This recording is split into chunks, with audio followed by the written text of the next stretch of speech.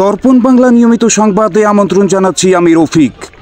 বাংলাদেশ জাতীয়তাবাদী দল বিএনপির ৪৭তম প্রতিষ্ঠা বার্ষিকী উপলক্ষে আলোচনা ও দোয়া মাহফিল। জনিরুল ইসলামের প্রতিবেদনে বাপ্পি হোসেনের ক্যামেরায় দেখুন বিস্তারিত।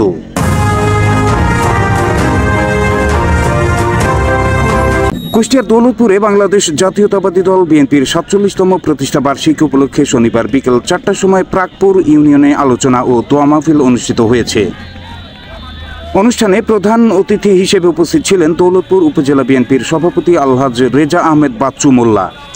বিশেষ অতিথি হিসেবে উপস্থিত ছিলেন দৌলতপুর উপজেলা বিএনপির সাধারণ সম্পাদক আলহাজ মোহাম্মদ বিল্লাল হোসেন ও সাংগঠনিক সম্পাদক প্রফেসর মোহাম্মদ আতাউর রহমান। অনুষ্ঠান সভাপতিত্ব করেন ১ নম্বর প্রাকপুর ইউনিয়ন বিএনপির সভাপতি মোহাম্মদ আসাদুজ্জামান সোনা।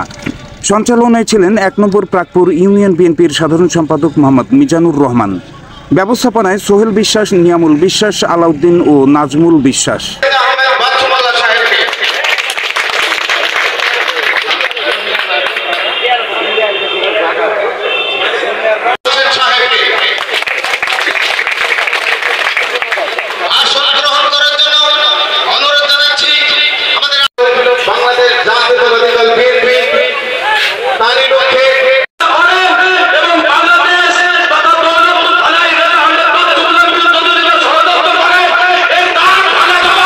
দর্শক, এতক্ষণ দর্পণ বাংলার সাথে থাকার জন্য ধন্যবাদ। দর্পণ বাংলা, এই সময়ের প্রতিবিম্ব।